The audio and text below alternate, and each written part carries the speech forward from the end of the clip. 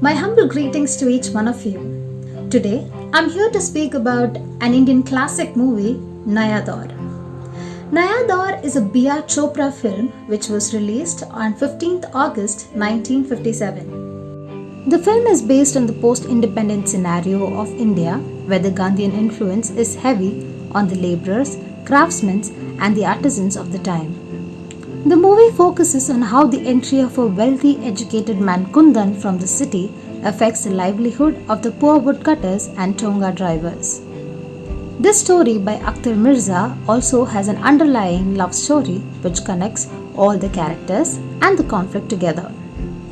Filmmaker B.R. Chopra started his career in 1944 as a film journalist with Cine Herald, a film monthly published in Lahore. He later took over the magazine and ran it until 1947. Just as the production of his film Chandni Chowk was to start, riots broke out in Lahore and he and his family had to flee from the city.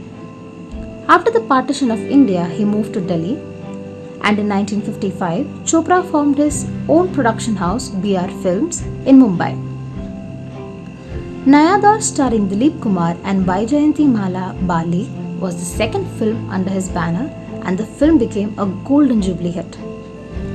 All the movies he made in the post-independence era had a base of patriotism and unity.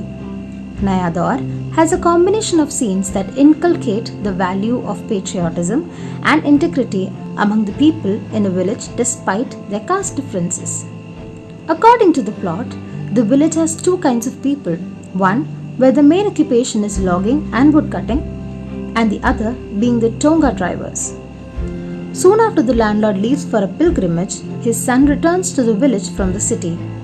The reforms that he brings about in the village by bringing machines and firing the woodcutters irks the villagers as it starts to disturb their livelihood and a very peaceful life.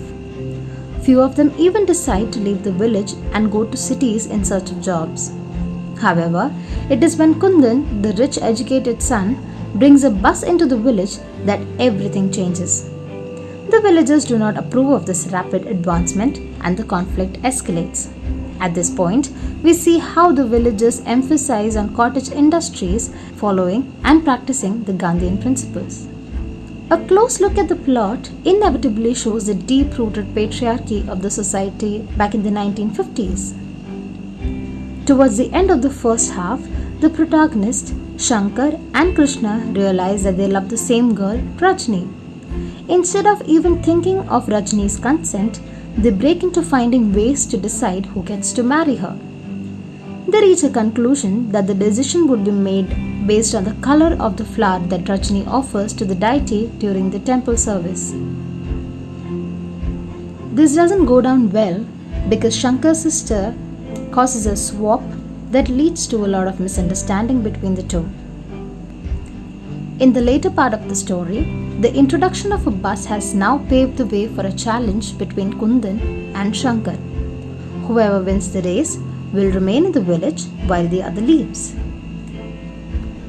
Shankar and the villagers immediately get on to building the road for the race, and Krishna, who is at odds with Shankar, tries to sabotage their work by forming an alliance with Kundan. They try to destroy the bridge by placing a bomb underneath it, but the plan fails due to Rajni's quick thinking. In another instance, we see the antagonist trying to manipulate the villagers by chiding their religious beliefs. There comes a point when the road construction is almost stalled when they find a statue of a goddess that was unearthed during the final stages. Though Shankar dismisses the claim to stop the construction, the villagers refuse to go ahead, fearing curses and spells. This shows how religiously disciplined and fearful the society was in the late 1950s. The filmmaker B.R. Chopra has worked to the best of his wits to imply the concept of material according to Rudolf Ernheim's film theory. The theory says that in some sense, cinema is the medium of reality even if it is a displacement of the real. He has tried to portray the real situations and the political scenarios in his real production, thereby doing complete justice to the era, the characters, and the society. Thank you for watching this video.